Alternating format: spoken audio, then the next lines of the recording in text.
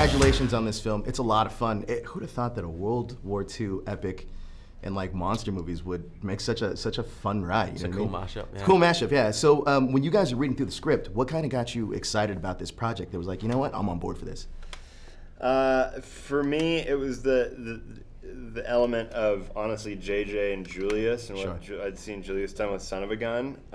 There was a visceral element to the script, but that was important, that you were going to feel like you were placed in World War II, but in an alternate reality version of it.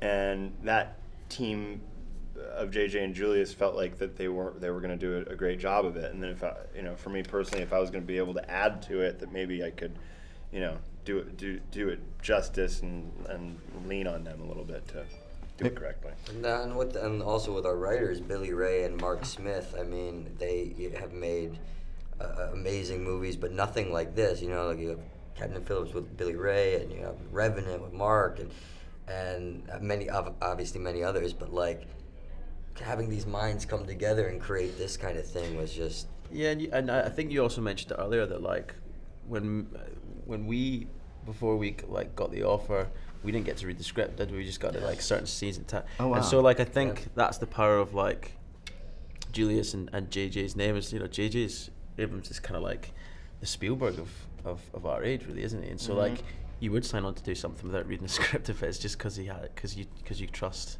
him, yeah. So Wyatt, you play like the hard-nosed kind of like commander of the team. Did you draw any inspiration from any like real life figures? No, I didn't. I mean, I what I did was I watched a lot. I would work out and like run on the elliptical, and then I'd watch like the American History Channel or Military Channel. The World War II documentaries run like 24/7, and the only way I could think of it was going, okay, if this is what they were doing, you got to see how real people were, the essence of somebody that was really there. And let that just kind of, I guess, sink in. And there was nothing really that you could compare it to that specifically. And also didn't want to make it seem like I'm trying to rip something off or trying to copy somebody. That's always like a sort of a trap you can fall into. So I sort of just watched documentary, like a lot of documentaries. And your character goes through quite a transformation in the film. It's in the trailer, so I don't want to spoil too much. Yeah. How did you prepare for that, though? I don't know that you can really. It's such a strange, bizarre thing to enact. I mean, Julius talked before and during, the thing with his character like Chase is he's not confrontational. He's a war correspondent, and I think for him like his camera's really his weapon, and so he's probably quite idealistic in that sense, and he's not really prepared for war, and he's not dangerous certainly in a military sense against the backdrop of World War II. And so if I think we kind of talked about the idea, if you can build that up enough convincingly right, hopefully, then that there is a switch that comes in there that hopefully it's all that more shocking. And John, you have a great bonding experience with the kid in this film, which I love. But can you talk to me about some of the, because most war films I always hear about the cast having like a really bonding experience. Can you talk to me about the bonding experience maybe your cast had? Yeah, we were really all thrown into this. We showed up in London about a year ago, and right away they threw us into a van and sent us out to the country. And we had a sergeant, Freddie Joe Farnsworth, who kicked our ass, got out of the van, had to build our camp, had to build our fire, had to go through a week-long boot camp, and that forced us to bond right away and forced us to become a team. I mean, it was funny to watch. We all sort of started taking on our roles. We all started helping each other out. And I mean, there's nothing like spending a week in the woods in shit with a bunch of strangers to put you, to draw you guys together as friends. I mean, that's crazy because the chemistry of you guys it works so well. And it's almost, you almost forget that you're, like, especially in the war stuff, you almost forget that you're watching a movie. Just like these guys have known each other. That's great. Yeah, quite a long time.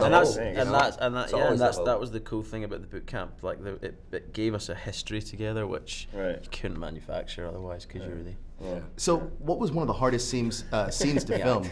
Mainly because obviously, I'm sure the boot camp wasn't easy. But what were some of the hardest scenes to film in this? I think we all agree that.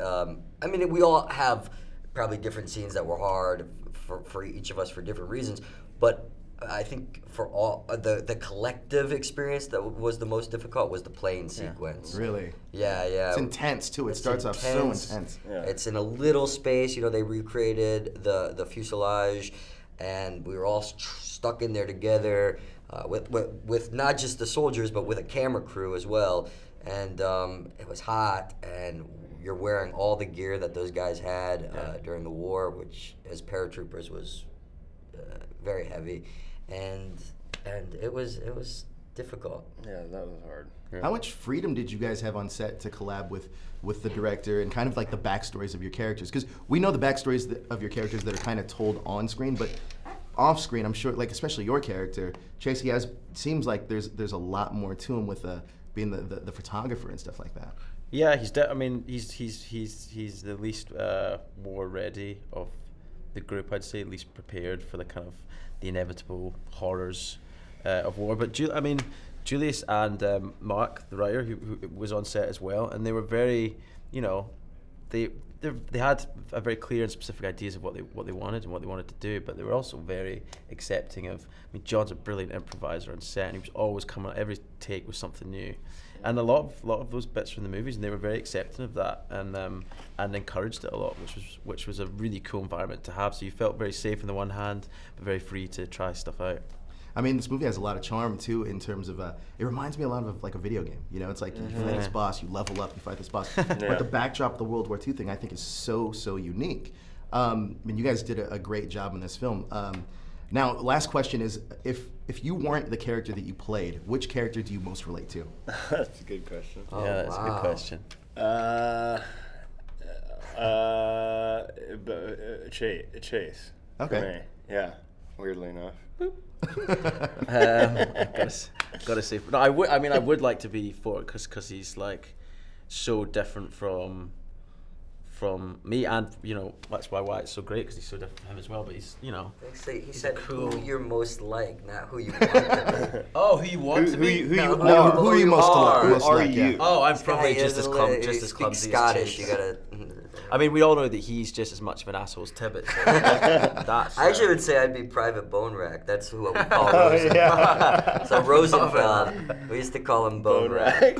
Yeah, Freddie. So our military advisor, Freddie Joe, who was like brilliant, but a bit of a bone. He's a breaker. Marine. Like he's a.